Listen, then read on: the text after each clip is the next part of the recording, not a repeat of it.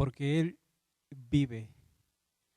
Al Cristo vivo es al que servimos.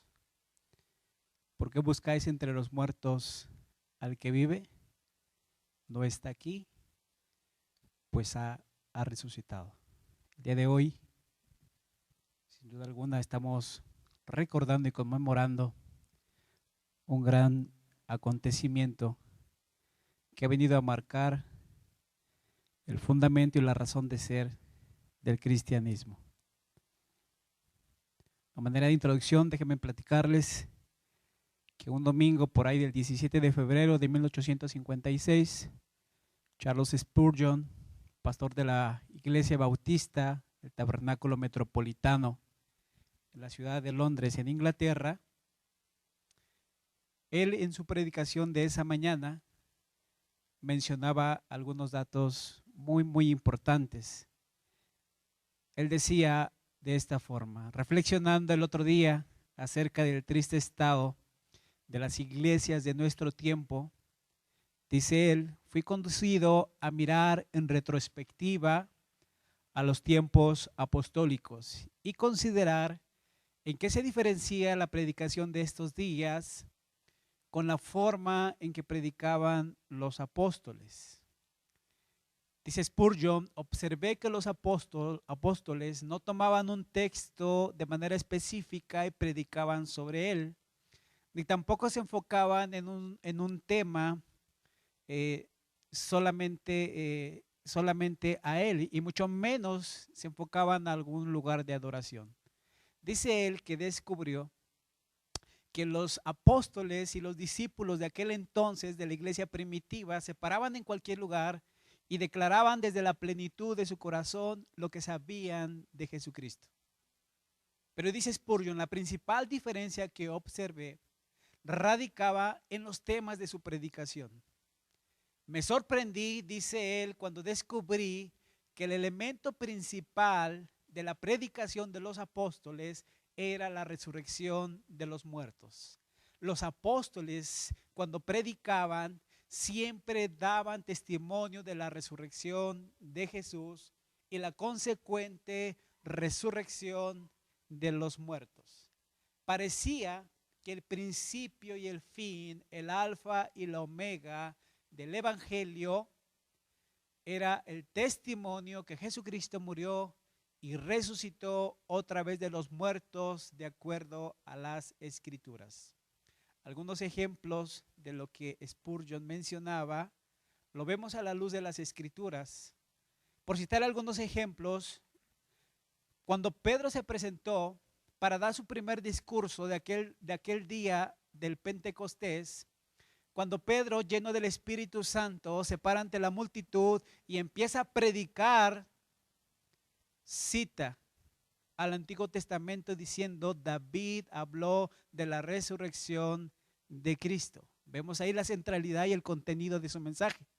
Cuando el mismo Pedro y Juan, después de haber sanado a aquel cojo en el templo, dice que fueron llevados ante el concilio y fueron conminados, fueron arrestados y fueron conminados a que no enseñasen al pueblo y anunciasen en Jesús la resurrección de entre los muertos, puesto que esto era el contenido de la predicación que ellos estaban dando. Dice la palabra de Dios ahí en Hechos capítulo número 4, versículo 33, dice que cuando ellos fueron puestos en libertad, después de haber sido examinados, y noten esto, dice la palabra de Dios que con gran poder los apóstoles daban testimonio de la resurrección del Señor Jesús. Lo que este predicador en inglés mencionaba tiene sentido. Pues déjenme decirles esto. Cristo murió en la cruz. Esa es una realidad. Cristo fue sepultado. Pero al tercer día Dios lo resucitó de entre los muertos y se apareció físicamente a sus apóstoles y a muchos de sus discípulos y les dijo, ustedes son testigos de estas cosas. ¿De qué cosas estaba hablando el Señor? Para ver de qué cosas estaba hablando, valdría la pena ir al Evangelio de Lucas, capítulo número 24, versículos del 36 al 48. Si usted está en casa, puede buscar ahí en sus Biblias el Evangelio de Lucas, capítulo 24, versículos del 36 al 48. Déjeme darle lectura. Dice así: mientras ellos aún hablaban de estas cosas, ¿a quiénes se refiere? A los apóstoles. Después de que Cristo resucitó, después de que fueron las mujeres a buscarlo a la tumba y después de encontrarla vacía, dice que después de este acontecimiento Jesús se apareció a dos de los discípulos en el camino a Emaús. Y dice que cuando Dios se revela a sí mismo que es Él con quien Él está hablando, y después de desaparecer, estos discípulos regresan a Jerusalén para platicarles a los apóstoles y al resto de los discípulos lo que les había sucedido, que habían encontrado que Cristo se les había aparecido, que era verdad el testimonio que las mujeres habían dicho, que la tumba estaba vacía, que Cristo había resucitado, y que les fue instruido que fueran y dieran esas buenas noticias a los demás.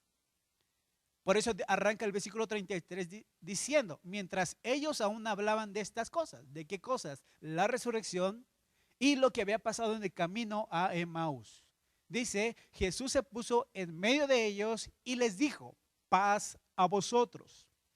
Entonces, espantados y atemorizados, pensaban que veían espíritu.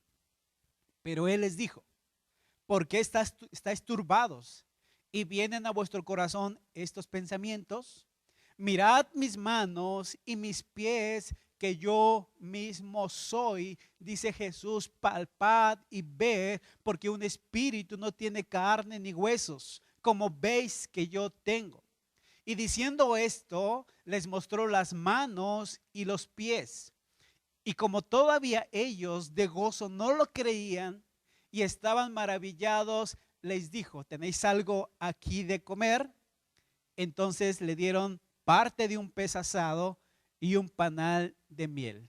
Y él lo tomó y comió delante de ellos.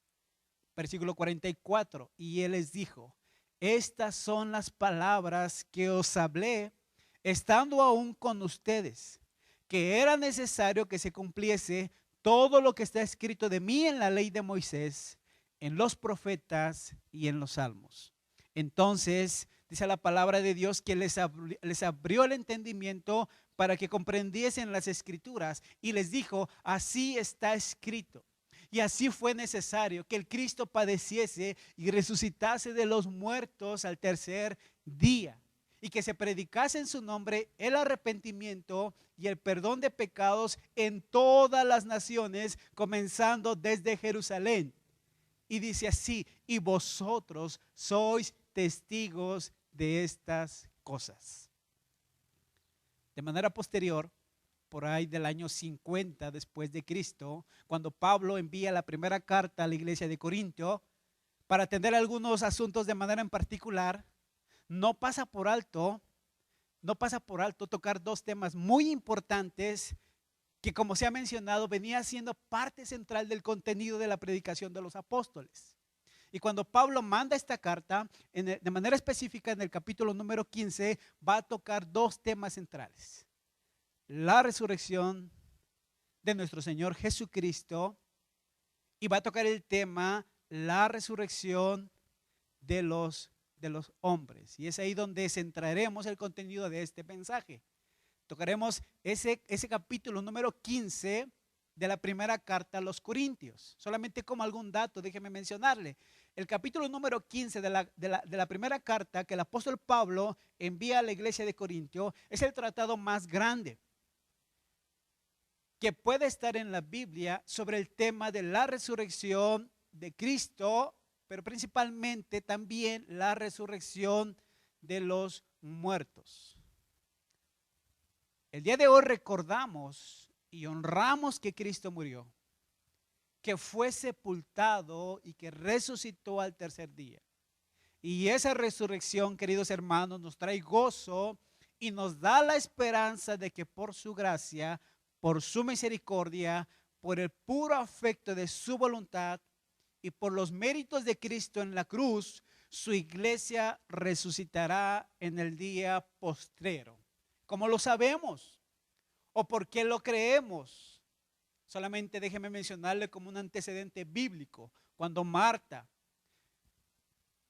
habiendo muerto su hermano Lázaro, y llegando Jesús a esa aldea, dice la palabra de Dios que Marta sale a su encuentro y le dijo: Señor, si hubieses estado aquí, mi hermano no habría muerto. Mas también sé ahora que todo lo que pidas a Dios, Dios te lo dará. Jesús le dijo: tu hermano resucitará. Marta le dijo: yo sé que resucitará en la resurrección en el día postrero. Le dijo Jesús: yo soy la resurrección y la vida. El que cree en mí, aunque esté muerto, vivirá. Vemos pues la doctrina de la resurrección y veámosla a la manera que la Biblia lo ve. Hoy podríamos pensar en un acontecimiento quizás como el mundo lo ve, quizás solamente como un día que aconteció por ahí. Quizás podemos verlo hoy en día como un día de descanso, como un día de vacaciones, de muchas maneras. Pero es importante que nos pongamos los lentes bíblicos y que podamos ver la resurrección de nuestro Señor Jesucristo a través de lo que su misma palabra nos expone.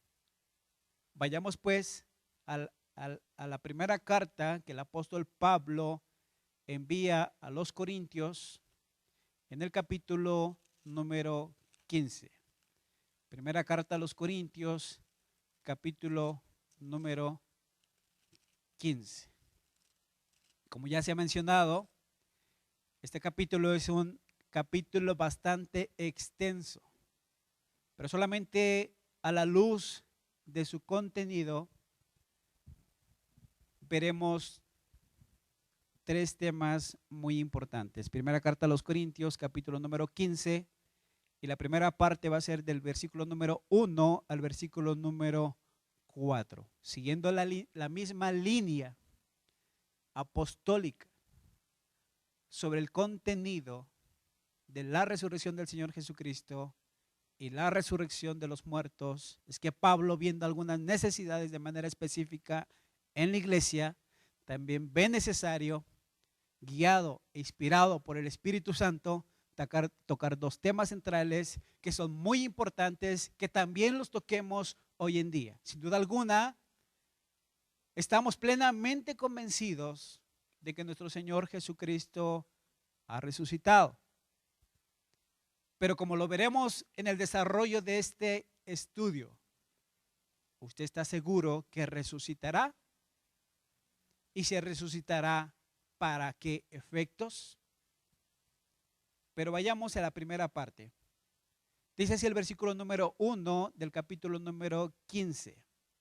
Además, está hablando Pablo, está hablando a la iglesia de Corintio, está hablando a los hermanos de ese lugar. Dice: además, os declaro, hermanos, el evangelio que os he predicado, el cual también recibisteis, en el cual también perseveráis, por el cual asimismo, si retenéis la palabra que os he predicado, sois salvos, si no creísteis en vano. Porque primeramente os he enseñado lo que asimismo recibí, que Cristo murió por nuestros pecados conforme a las Escrituras, y que fue sepultado y que resucitó al tercer día conforme a las Escrituras. Déjenme leerles de una vez hasta el versículo número 11. Y que apareció a Cefas, dice el versículo número 5, y que apareció a Cefas y después a los 12. Después apareció a más de 500 hermanos a la vez, de los cuales muchos viven aún y otros ya duermen. Después apareció a Jacobo, después a todos los apóstoles. Y al último, dice Pablo, de todos, como a un abortivo, me apareció a mí.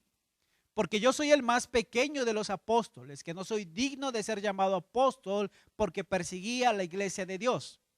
Pero por la gracia de Dios soy lo que sois. Y su gracia no ha sido en vano para conmigo. Antes, dice él, he trabajado más que todos ellos, pero no yo, sino la gracia de Dios conmigo. porque o sea yo, o sean ellos, así predicamos y así habéis creído.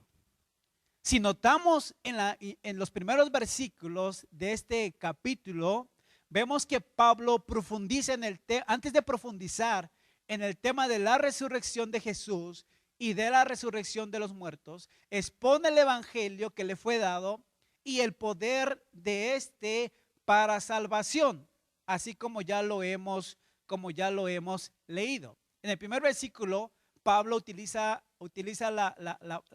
algunas palabras, dice en primer orden, no por orden, sino en importancia.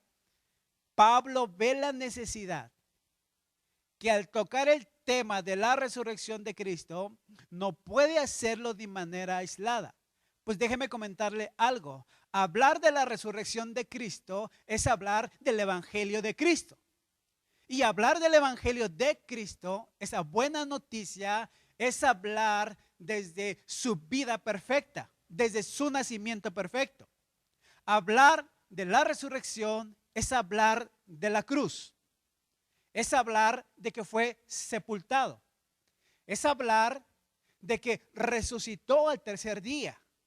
Pero también es hablar de que se apareció de manera física, de manera corporal, después de su resurrección y hasta antes de su ascensión al cielo, donde fue recibido en gloria y donde ahora está sentado a la diestra de Dios Padre. Hablar de la resurrección es hablar del evangelio. Y hablar del evangelio es hablar, como dice Pablo, déjame decirlo de esta forma, es hablar en la forma en que Pablo lo hace, usando 4 acontecimientos, usando 4 verbos previos a explicar de manera detallada lo que es la resurrección. Dice el versículo número 1 que acabamos de leer. Además os declaro, hermanos, el evangelio que os he predicado. Y dice el versículo número 3, porque primeramente os he enseñado lo que asimismo recibí, que Cristo murió por nuestros pecados conforme a las Escrituras. Y es aquí donde vemos una unidad de lo que Pablo está predicando y de la forma en que, como él dice, así lo recibió él. Así como Pablo, cuando va a instituir la cena del Señor, dice, porque yo recibí lo que también les he enseñado. Y si ustedes notan, el versículo número 1 dice, yo les declaro, hermanos, el evangelio que os he predicado. Dice el versículo número 3, porque primeramente os he enseñado lo que sí mismo recibí. ¿De quién lo recibió? Dice algunos libros, unas cartas como la carta de Gálatas y en el mismo libro de los Hechos, lo recibió de los mismos apóstoles, pero también lo recibió directamente del Señor Jesús. Y vemos aquí la unidad del evangelio que Pablo previamente ya les había predicado a la iglesia de Corinto. No debemos de olvidar que una vez que Pablo inicia su ministerio, uno de los lugares a donde estuvo viviendo por más de un año fue precisamente la iglesia de Corinto. Y no nos cabe la menor duda, porque vemos a la luz de las Escrituras que estuvo ahí predicando. ¿Y qué fue lo que predicó? Lo que se le enseñó. ¿Y qué fue lo que se le enseñó? El evangelio de Jesucristo. ¿Y cuál es el contenido, la unidad del evangelio de Cristo? Lo que el mismo apóstol va a enseñarnos en los siguientes versículos, utilizando de manera específica en este pasaje 4 verbos. El primero lo encontramos en el versículo número 3, porque primeramente os he enseñado lo que asimismo recibí, que Cristo murió por nuestros pecados conforme a las Escrituras, y que fue sepultado y que resucitó al tercer día conforme a las Escrituras, y que apareció a Cefas y después a los 12, y después a muchos discípulos y a la totalidad de los apóstoles. El apóstol Pablo utiliza la palabra griega emprotois o imprimis, que quiere decir no en orden de las cosas, sino en orden de su importancia. Hablar de la resurrección, como yo lo he dicho, es hablar del evangelio mismo. Y Pablo, previo a hablar de la resurrección de Cristo de manera específica, está vaciando el evangelio, está recordándole a la iglesia de Corintio el evangelio, dice el griego, con el cual ya los había, utiliza de esta forma, ya los había evangelizado. El evangelio con que ya los había evangelizado. ¿Y cuál fue el contenido de ese evangelio? Que Cristo murió por nuestros pecados, dice el griego Christos apetanem. Versículo 4, que fue sepultado, Christos etapé, que resucitó al tercer día, Christos kai joti eyegertai, y que se apareció, versículo 5, Christos of te. Algunos le llaman a esta exposición el credo de los primitivos discípulos, pero Robertson en su comentario al Nuevo Testamento dice, es más bien una muestra de la forma exacta de la primitiva enseñanza apostólica. Pablo no está más que hablando del evangelio que le fue enseñado por los apóstoles y que recibió directamente del Señor Jesús. William Tyndale, por ahí del año de 1494, su nacimiento, 1536, más o menos su muerte. Este hombre fue el traductor de la Biblia, de la primera Biblia al inglés. Y déjame decirle que por ese hecho fue condenado a morir en la hoguera, acusado falsamente por la iglesia católica de aquel entonces, quien lo acusó de hereje y ordenó su muerte siendo quemado en la hoguera. Este hombre, hablando precisamente de este evangelio, decía estas palabras. La palabra griega traducida como evangelio significa buenas noticias. Decía este hombre, el evangelio no es ley que requiere que nos ganemos algo. El evangelio es un anuncio de bienvenida que declara que Jesús lo pagó todo. Es como una llamada telefónica esperada por mucho tiempo. Cuando finalmente suena el teléfono, lo agarramos y con entusiasmo recibimos la llamada. El evangelio es un mensaje que debe de ser proclamado y creído. Es el tema de toda la Biblia y es el tema, como hemos mencionado, que predicaban los apóstoles. Es algo que viene de Dios. Estas buenas noticias son mucho más que buenas vibraciones. Y este hombre, William, se expresa de esta manera. Dios, mediante la vida perfecta, la muerte expiatoria y la resurrección corporal de Jesucristo, rescata a todo su pueblo de la ira de Dios para tener paz con Él, con la promesa de una restauración completa de su orden creado para siempre, todo para alabanza de la gloria de su gracia. Abundando un poco de esto, déjenme decirles que hablar de la resurrección de Cristo es hablar de su muerte, como le he mencionado. Es hablar de su sepultura, es hablar de su resurrección y sus apariciones físicas previas a su ascensión. Hablar de la resurrección de Cristo es hablar del evangelio mismo. Déjenme decirles algo. No podemos quitarle a la cruz la resurrección, ni a la resurrección podemos quitarle la cruz, porque entonces estaremos viendo un evangelio de manera incompleta. En la cruz, déjenme decirles algo, tenemos perdón de pecados, por los méritos del Cordero. Y con la resurrección tenemos la esperanza de que así como Cristo resucitó de entre los muertos, así su iglesia será resucitada. Confiamos en que ese poder que operó en él para resucitarlo, ese mismo poder no resucitará para vivir eternamente con Dios.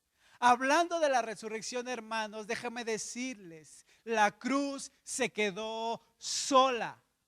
La tumba quedó vacía. Cristo fue resucitado. Se apareció a los apóstoles y a muchos discípulos. Posteriormente ascendió a los cielos. Fue recibido en gloria y está sentado a la diestra de Dios Padre. Déjenme puntualizar esto. En la cruz murió el Cordero para perdón de pecados, pero en la resurrección se levantó el león de la tribu de Judá para darnos la esperanza a su iglesia, a su pueblo, que algún día por los méritos de él en la cruz seremos resucitados. Él es la primicia de lo que habría de venir. Y es como Pablo introduce este capítulo recordándoles a la iglesia el evangelio. ¿Y cuál es ese evangelio? Que Cristo murió, que Cristo fue sepultado, que Cristo resucitó y que Cristo se apareció de manera posterior a su resurrección y previamente a su ascensión, para que todo aquel que habiendo escuchado el evangelio, habiendo entendido y reconocido la condición de ser pecador y que por la causa de su pecado la ira de Dios se descenderá del cielo en el día del juicio, pero que habiéndolo escuchado fue movido por el poder del Espíritu Santo, fue convencido de su pecado y corrió a la cruz para implorar perdón e implorar misericordia. A esos, los nacidos de nuevo, a esos que han ido en arrepentimiento y fe, a esos que por los méritos de Cristo en la cruz son los que ese león de la tribu de Judá, habiendo resucitado, es ahí donde se deposita nuestra esperanza de que algún día, en el día postrero, como lo dijo Marta, Señor, sabemos que en el día postrero resucitaremos en la resurrección de los muertos y que Cristo en la resurrección es la primicia de lo que habrá de venir. Habiendo dejado en claro el contenido del evangelio, que son los primeros versículos con los que arranca el apóstol Pablo, de manera posterior empieza él mismo a dar algunas evidencias de su resurrección. Y déjeme decirle que vale la pena mencionar las evidencias, no porque tengamos que defender o tengamos que convencerlo de que Cristo ha resucitado. Eso lo damos por un hecho. ¿Y por qué lo damos por un hecho? Porque así lo ha dicho las Escrituras. Porque así lo decían las Escrituras, dijo Jesús, porque era necesario que el Cristo padeciese y que resucitase conforme a las Escrituras. Y si toda la Escritura es inspirada por Dios, que fue exhalada por Dios mismo, Dios nos ha revelado desde tiempos pasados en la eternidad lo que había de acontecer. Y por fe creemos que así ha sucedido. Y aún esa fe proviene de Él. Sin embargo, Pablo en este tratado del capítulo número 15 continúa dando algunas evidencias.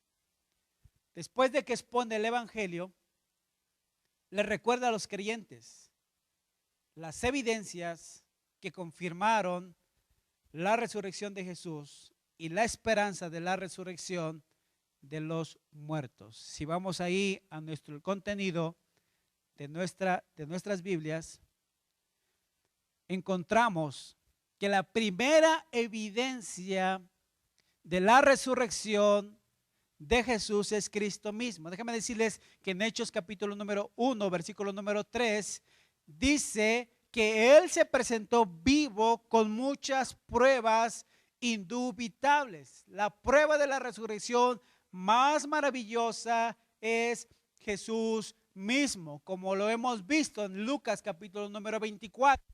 Apareció a las mujeres, se apareció a los del camino de Maús, se apareció a los apóstoles. Segunda evidencia, la iglesia misma. Y esto lo vemos en el versículo número 1 y en el versículo número 2 de la primera carta a los Corintios capítulo 15. Dice la versión Palabra de Dios para Todos: hermanos, ahora quiero que recuerden la buena noticia de salvación que les anuncié. Han aceptado ese mensaje y están firmes en él. Es el mensaje que los salva si siguen creyendo en lo que les anuncié. Si no, habrán creído en vano. El testimonio de los verdaderos creyentes de la iglesia de Corintio daba fe de la resurrección de Jesús. El evangelio les fue predicado. Los creyentes lo creyeron y lo recibieron. Los verdaderos creyentes permanecían firmes en la doctrina. Ese evangelio les trajo salvación, porque habiéndolo escuchado, creyeron en él. Se arrepintieron de sus malos caminos y se volvieron a Dios, depositando su fe en el sacrificio y resurrección de Jesucristo para su salvación y para el perdón de sus pecados. Luego entonces, la vida misma de la iglesia, el testimonio mismo de los creyentes de la iglesia de Corintio, y no solamente de los creyentes de la iglesia de Corintio, sino de todos los lugares a donde se había extendido el evangelio, sus vidas mismas daban testimonio de la resurrección de Jesús. Sus vidas mismas hablaban de la conversión, hablaban del nuevo nacimiento. Sus vidas mismas hablaban y confirmaban lo que previamente ya se les había predicado: la muerte, la sepultura, la resurrección y la aparición de Jesús posterior a ella y previa a su ascensión. No solamente Cristo era la prueba más maravillosa de su resurrección, también la iglesia quien daba testimonio de esto. Pero no debemos de dejar a un lado las escrituras. Déjame decirle esto es maravilloso. Esto es maravilloso. Este evangelio que se había recibido y este evangelio que se estaba predicando, y que es el evangelio que se tiene que seguir predicando aún en nuestros días. Que Cristo murió, dice el versículo número 3 del capítulo número 15. Que Cristo murió por nuestros pecados conforme a las escrituras, y que fue sepultado y que resucitó al tercer día conforme a las escrituras. Y cuando Cristo se aparece a sus apóstoles después de aquel acontecimiento en el camino de Maús, les dice: era necesario que se cumpliese todo lo que se había dicho de mí en las escrituras, desde la ley de Moisés hasta nuestros días de aquel entonces, que era necesario que el Cristo padeciese, muriera, pero que resucitara al tercer día. El Antiguo Testamento no calla. El Antiguo Testamento no es omiso al revelarnos la resurrección de Cristo. Pues déjenme decirles algo, que el Antiguo Testamento, como lo dice la misma escritura, es sombra de lo que había de venir, y que todo apuntaba hacia la venida del Salvador, y que ese Salvador, como lo profetizaron previamente, era necesario que muriese y que resucitase. Solamente por citar algunos ejemplos. No solamente se trata en el Nuevo Testamento la resurrección, sino también se trata en el Antiguo Testamento. Job, capítulo número 19, versículos 25 y 26, dice de esta forma: yo sé que mi Redentor vive y al fin se levantará sobre el polvo. Y después de deshecha está mi piel, en mi carne he de ver a Dios. Isaías, en el capítulo número 26, versículo 19, dice: tus muertos vivirán, sus cadáveres resucitarán. Despertad y cantad, moradores del polvo, porque tu rocío es cual rocío de hortalizas, y la tierra dará sus muertos. Daniel, capítulo número 12, versículo número 2, hablando también acerca de la resurrección del Cristo y la resurrección de los muertos, que son los dos temas principales que vemos en el capítulo número 15 de la primera carta a los Corintios. Dice Daniel: y muchos de los que duermen en el polvo de la tierra serán despertados, unos para vida eterna y otros para vergüenza y confusión perpetua. Oseas señala lo siguiente: de la mano del Seol los redimiré, los libraré de la muerte. Oh muerte, yo seré tu muerte y seré tu destrucción, oh Seol. Oseas capítulo número 13, versículo 14. Podemos entonces, hermanos, darnos cuenta de la maravillosa unidad que existe entre los escritores del Antiguo Testamento con las enseñanzas, con la doctrina de los apóstoles del Nuevo Testamento. La doctrina de la resurrección no solamente se limita a las enseñanzas de una época, sino que es una de las verdades eternas creadas para el pueblo de Dios por la eternidad. Ya mencionamos que la primera evidencia de la resurrección de Cristo fue Cristo mismo. Hemos mencionado que es la iglesia misma que a través de sus vidas daba testimonio de la resurrección de Jesús. Hemos mencionado a las escrituras. Jesús decía: porque ellas dan testimonio de mí. Y de su propia boca lo vemos diciéndole a los apóstoles que era necesario que se cumpliese lo que de él se había escrito. Otra de las evidencias que Pablo está citando al hablar de la resurrección de Jesús y la posterior resurrección que vendrá de los muertos, lo encontramos en el versículo número 5 al versículo número 7. Dice: y que apareció a Cefas y después a los 12. Después apareció a más de 500 hermanos a la vez, de los cuales muchos viven y otros ya duermen. Después apareció a Jacobo, después a todos los apóstoles. Queridos hermanos, es un hecho que Jesucristo resucitó corporalmente de la tumba, no fue espíritu. Él mismo lo dijo cuando vio a los apóstoles y dice que ellos creían que era un espíritu. No, Jesús le dijo: no, no soy espíritu, ved mis manos, ved mis pies, yo mismo soy. Y dice, y que aún ellos con asombro, pero llenos de alegría por lo que estaban viendo y por lo que estaban escuchando, aún para que no hubiese lugar a dudas, les dice: ¿tienen algo de comer? Y se sentó a comer con ellos.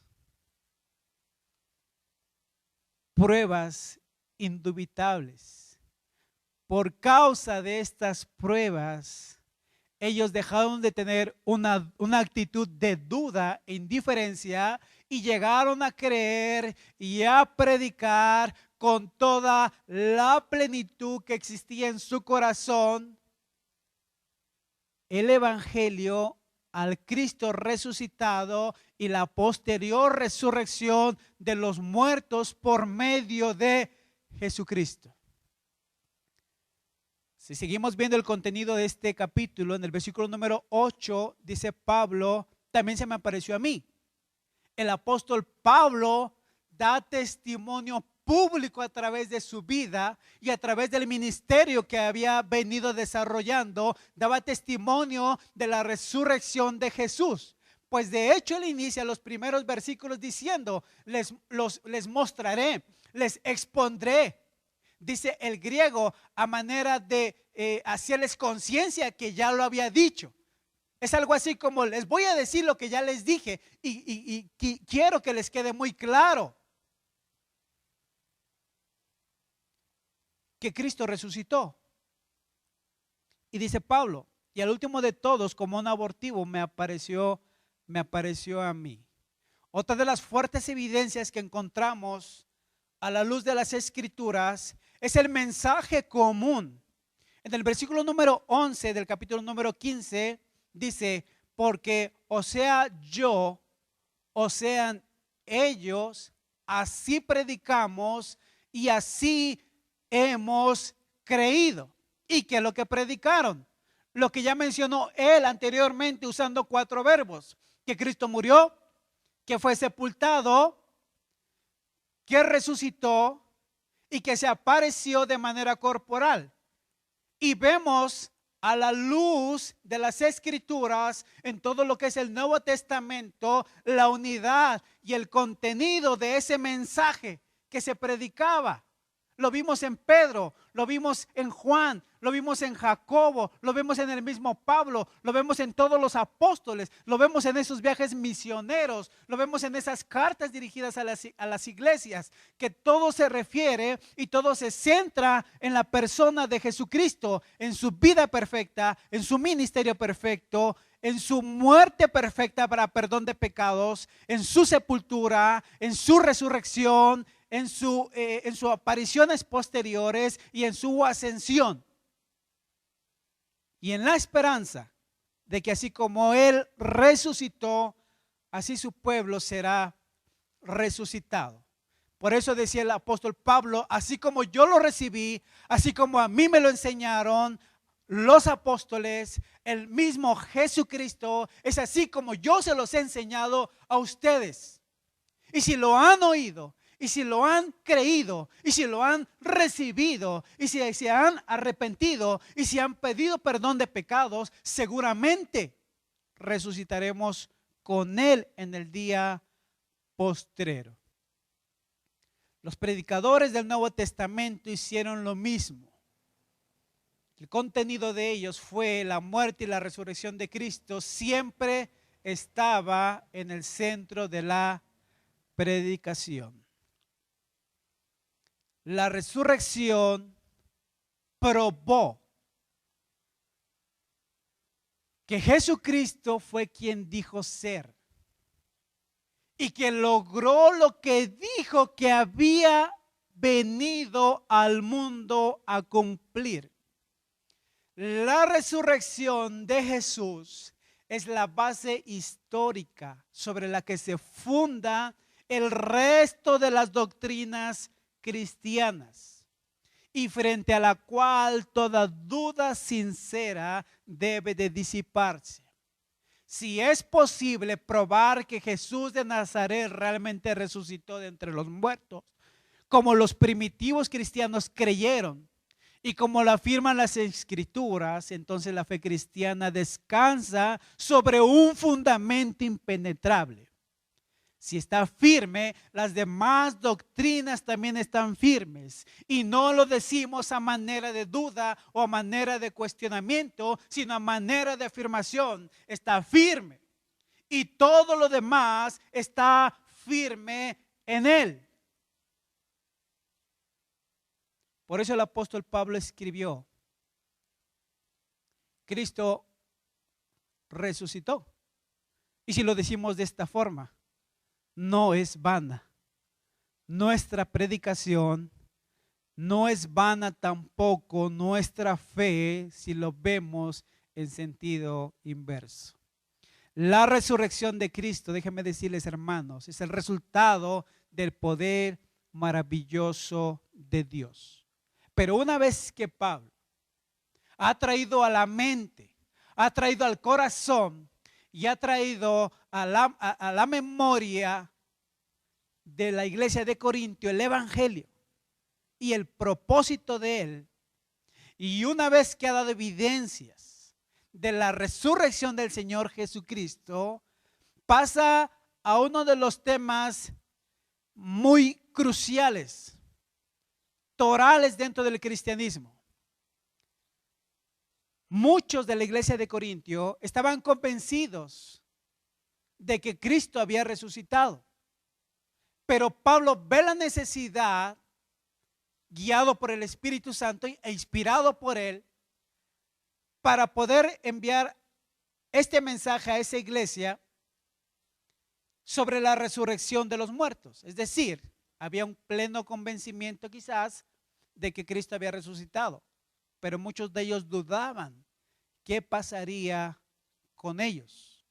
¿Habrá resurrección de los muertos? Si Cristo ya resucitó, ahí termina todo. ¿O habrá también resurrección de los muertos? ¿Los creyentes y los no creyentes también resucitarán? Y es aquí donde entra a un segundo tema. Dijimos al principio, resurrección de Jesucristo y la resurrección de los muertos. Y es aquí donde entramos a esa parte.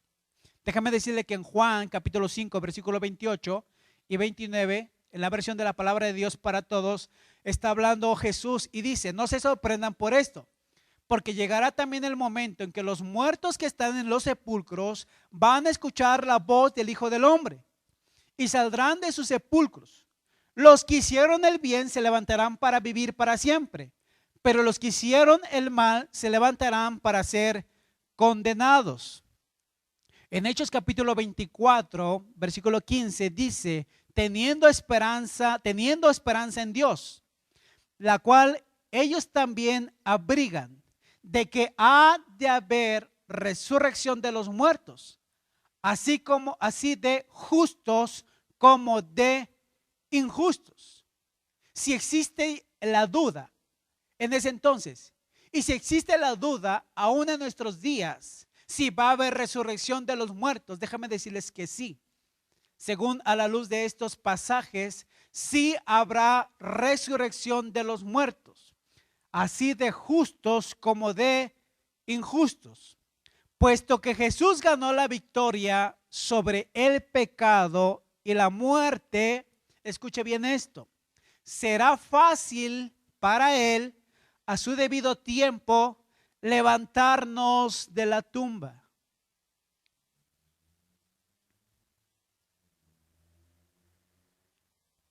Él no le será más difícil llevar a cabo este milagro de lo que le fue crear al hombre desde el principio. La doctrina de la resurrección no es más difícil de creer que la doctrina de la creación. Cuando brota la vida de una semilla seca, es una ilustración del poder de Dios para resucitar a los muertos. Pablo usó esta ilustración en 1 Corintios capítulo 15 del 35 al 44 al hablar acerca de este tema. El alma, queridos hermanos, de todo creyente verdadero es resucitada en la vida presente, pero no así con el cuerpo, porque eso se efectuará solo cuando nuestro Redentor destruya por completo la muerte y liberte a los cautivos de la tumba. La Biblia dice que el postrer enemigo que será destruido es la muerte. 1 Corintios capítulo 15 versículo 16. Esto nos enseña con claridad la resurrección de la humanidad. Y entonces se cumplirá la palabra que está escrita: sórbida es la muerte en victoria. ¿Dónde está, oh muerte, tu aguijón?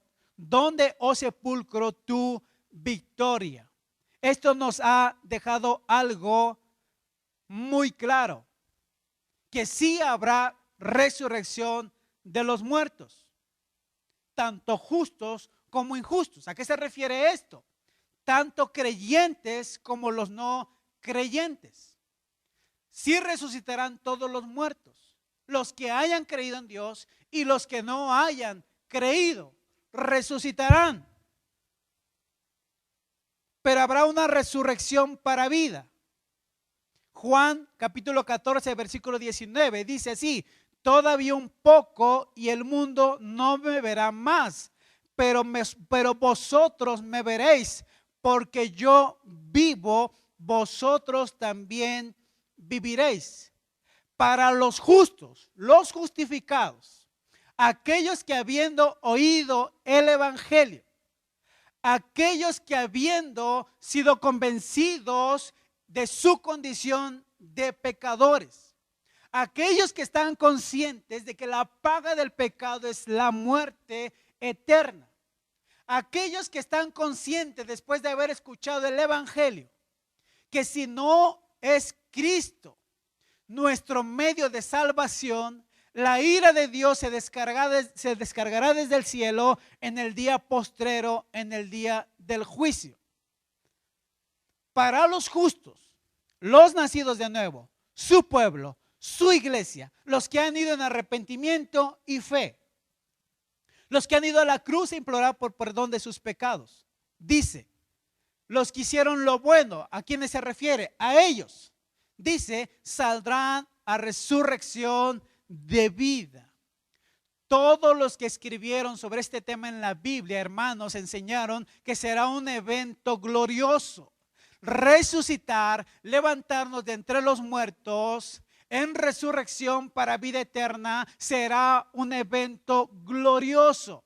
Y esa es la esperanza que mencionábamos previamente. La resurrección de Jesucristo nos da la esperanza de la resurrección de todos aquellos que fueron en arrepentimiento y fe a implorar por perdón de nuestros pecados, y que fuimos a implorar vida eterna, no por los méritos propios, sino por los méritos de Cristo en la cruz. Será un evento glorioso, tan glorioso que el apóstol Pablo lo escribe de esta forma y dice: a ti, iglesia, a ti que has creído en ese evangelio, a ti que has implorado por misericordia y perdón, dice Pablo, he aquí os digo un misterio, no todos dormiremos, pero todos seremos transformados. En un momento y en un abrir y cerrar de ojos, a la final trompeta, porque se tocará la trompeta y los muertos serán resucitados incorruptibles. Y nosotros seremos transformados, porque es necesario que esto corruptible se vista de incorrupción y esto mortal se vista de inmortalidad. Y cuando esto corruptible se haya vestido de incorrupción y esto mortal se haya vestido de inmortalidad, entonces se cumplirá la palabra que está escrita: sórbida es la muerte en victoria. Al referirse a los creyentes que aún vivan, el apóstol Pablo, cuando venga nuestro Señor, él dice así: porque el Señor mismo, con voz de mando, con voz de arcángel y con trompeta de Dios, descenderá del cielo. Y los muertos en Cristo resucitarán primero. Luego nosotros, los que vivimos, los que hayamos quedado, seremos arrebatados juntamente con ellos en las nubes para recibir al Señor en el aire. Y así estaremos siempre con el Señor. Hermanos, seremos glorificados junto con Cristo cuando Él nos levante con poder y con la gloria del Altísimo. Los hijos de Dios recibirán cuerpos incorruptibles, gloriosos, espirituales, y seremos, dice la palabra, como los ángeles de Dios en el cielo. Ascenderemos con gran gozo para encontrarnos con el Señor y estar con Él para siempre. Esa gloria nos lleva a decir lo que el apóstol Juan decía allá en el Apocalipsis: Señor, sí, ven pronto. El apóstol amaba su venida, anhelaba su venida. Y ese es el anhelo que la iglesia de Cristo debe de tener hoy en nuestros días, sabiendo que Cristo ha resucitado y sabiendo que por los méritos de Cristo en la cruz, nosotros también lo seremos así en el día postrero. Y como dice el Apocalipsis, y nosotros seremos su pueblo y Él será para siempre nuestro Dios. Pero también habrá resurrección, ya para cerrar el tema. Pero también habrá una resurrección para muerte y condenación. Las primeras son palabras de esperanza, de aliento, de fortaleza para su pueblo. El apóstol Pablo le decía a esta iglesia: recibiste el evangelio, persevera en él, mantente firme en él, porque nos espera una gloriosa esperanza. Pero el apóstol Pablo está hablando a la iglesia, a los redimidos, a los justificados. Pero también está mandando los mensajes a los incrédulos. Juan capítulo 5 versículos 25 y 30 dice: de cierto os digo, viene la hora y ahora es, cuando los muertos oirán la voz del Hijo de Dios, y los que lo oyeren vivirán. Pero dice el 28: no os maravilléis de esto, porque vendrá la hora cuando todos los que están en los sepulcros oirán su voz, y los que hicieron lo bueno saldrán a resurrección de vida. Pero óyelo bien: mas los que hicieron lo malo, y cuando se refiere a lo malo no se refiere a los actos de maldad en sí mismos, se refiere a aquellos que, habiendo escuchado el evangelio, que aquellos que habiendo escuchado el llamado del evangelio al arrepentimiento y fe, decidieron conscientemente decirle: no quiero que reines sobre mí, no quiero vivir para tu gloria y quiero vivir para mi gloria. Se refiere a ellos. Leo nuevamente, 29: y los que hicieron lo bueno saldrán a resurrección de vida, mas los que hicieron lo malo a resurrección de condenación. La idea más triste que jamás puede pasar por la mente de los hijos de Dios es la idea de que no todos tendrán parte en la resurrección de vida. Daniel lo dice de esta forma: y muchos de los que duermen en el polvo de la tierra serán despertados, unos para vida eterna y otros para vergüenza y confusión perpetua. La resurrección de Jesucristo es también la garantía de un juicio final sobre todos los que rechazan el evangelio. Pablo dijo en alguna ocasión que Dios ha establecido un día en el cual juzgará al mundo con justicia por aquel varón a quien designó, dando fe a todos con haberle levantado de los muertos. Hechos capítulo 17, 31. Cristo habló de un juicio final mientras estuvo sobre esta tierra, diciendo que él sería el juez. El hecho que Dios lo haya resucitado de los muertos es la prueba de sus pretensiones. Es la palabra empeñada que el día del juicio se acerca. Escúchame bien: los hombres y las mujeres se imaginan que la muerte física es el fin de todas las cosas, particularmente cuando se está viviendo para la propia gloria y no para la gloria de Dios mismo. Lo mismo pasaba en los tiempos de Jesús. Jesús vino al mundo haciendo el bien y la gente no podía soportar esa santidad. La resentía tanto que trataron de encontrar algo de qué acusarlo. Él decía ser hijo de Dios. Dijeron que esto era una blasfemia. Él les habló de sus pecados y de un día venidero en que juzgaría a toda la humanidad.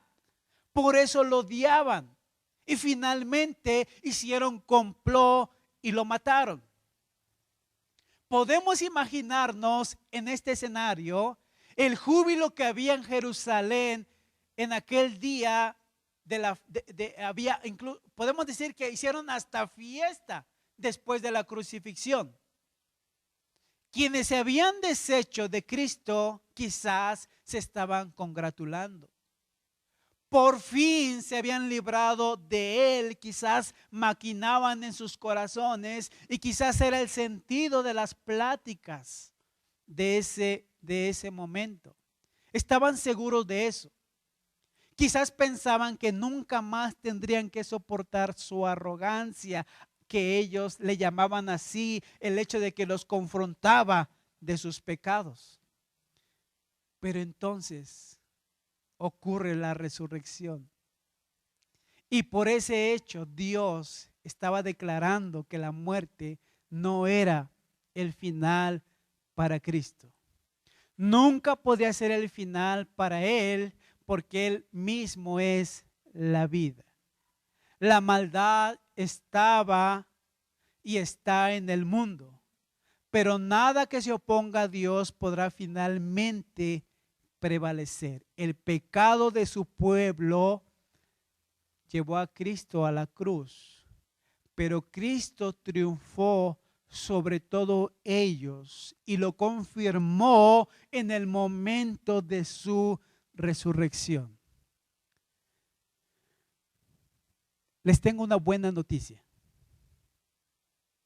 Todos resucitaremos. Pero no todos resucitaremos para lo mismo.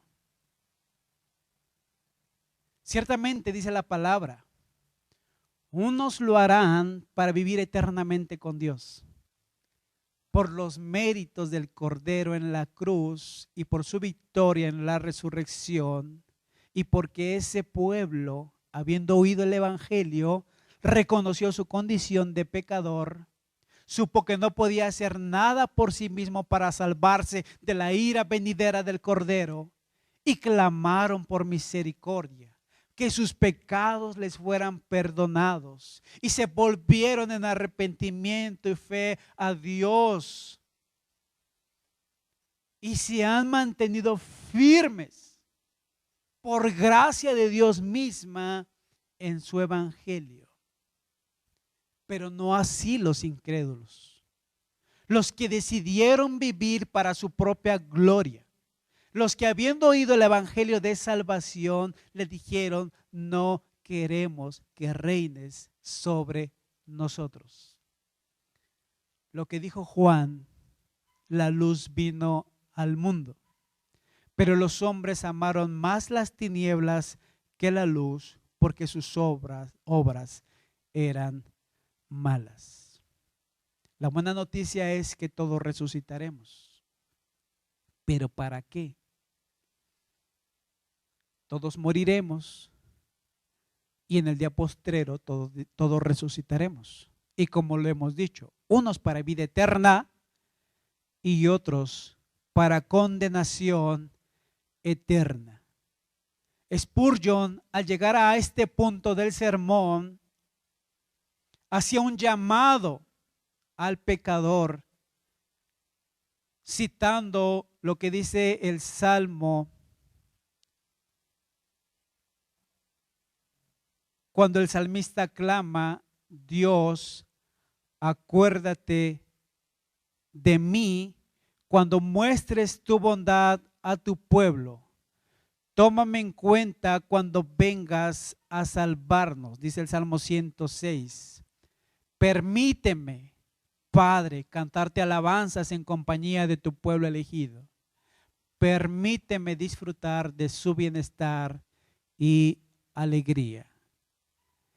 Y dice este salmo del pecador, hemos pecado, hemos hecho lo malo, hemos sido muy malvados como nuestros antepasados. Cuando ellos estaban en Egipto, no tuvieron presente tu gran amor y se rebelaron contra ti, pero tú los salvaste para que vieran tu gran poder y te alabaran. El día de hoy, tú que estás escuchando esta palabra, si tú estás seguro de que has sido en arrepentimiento y fe y que has nacido de nuevo por los méritos de Cristo en la cruz, seguramente la palabra trae esperanzas de vida, que así como Cristo resucitó, así seremos resucitados en el día postrero. Pero si tú lo sabes, como dice el apóstol Pablo, cada uno evalúese a sí mismo. Pero si tú sabes que aún no has sido en arrepentimiento y fe, que aún tu vida no la has entregado a Cristo, que aún tu fe no la has depositado en Él como Señor y Salvador de tu vida, y que aún sigues viviendo para tu propia gloria y no estás viviendo para la gloria de Dios, yo quiero decirte que hoy Hoy puedes hacer lo que hizo ese pecador en la cruz. Ese pecador, ese ladrón que estaba con Cristo en la cruz, dijo palabras como estas: acuérdate de mí, Señor. Tal como lo dijo el salmista en el Salmo 106, acuérdate de mí, Señor. La oración de este pecador, de este ladrón, es un ejemplo de lo que podemos y de lo que puedes tú hacer hoy en día. La mejor de las oraciones que puedes decir el día de hoy: Señor, acuérdate de mí cuando vengas en tu reino. Acuérdate de mí en el día postrero. Que así como tú resucitaste, tú me hagas resucitar por medio de ti, y que pueda estar contigo viviendo por la eternidad. Esto trae esperanza para el redimido, pero también es un llamado para el incrédulo. Y rogamos y exhortamos al pueblo de Dios para que nos mantengamos firmes sin fluctuar, perseverando en el evangelio en el cual hemos sido enseñados. Y que Dios se siga glorificando aún en medio de la adversidad. Cierre sus ojos, vamos a orar. Señor Jesús, te amamos porque tú nos has amado primero. Gracias, Padre, porque triunfaste sobre la muerte, sobre el pecado en la cruz. Pero gracias porque a través de tu resurrección tú nos has traído la esperanza de la vida eterna. El hecho de que tú hayas resucitado no solamente confirmaste quién eres, y no solamente confirmaste lo que tu Padre dijiste que venías a hacer, a darnos vida y perdonarnos de nuestros pecados y librarnos del pecado, librarnos de toda maldad, sino que con tu resurrección eres la garantía, eres la promesa, eres la primicia de todos aquellos que habrán de resucitar en tu nombre. Gracias porque lo decidiste por el puro amor, por pura misericordia y por el puro afecto de tu voluntad. Pero Señor, rogamos por aquellos que aún viven alejados de ti. Rogamos por aquellos que, habiendo escuchado el evangelio, han decidido seguir viviendo para su propia gloria y no para la gloria tuya. Ten misericordia de ellos como la has tenido de nosotros. Bendíceles, habla sus vidas, habla sus corazones, trata con ellos, Señor. Dales vida como nos la has dado a nosotros. Ten misericordia de ellos como has tenido misericordia de nosotros. Acuérdate, Señor, cuando vengas en tu reino. Te amamos, te glorificamos y te bendecimos, aún en los tiempos de la adversidad, sabiendo que el futuro que nos espera es un futuro glorioso en Cristo Jesús. Amén.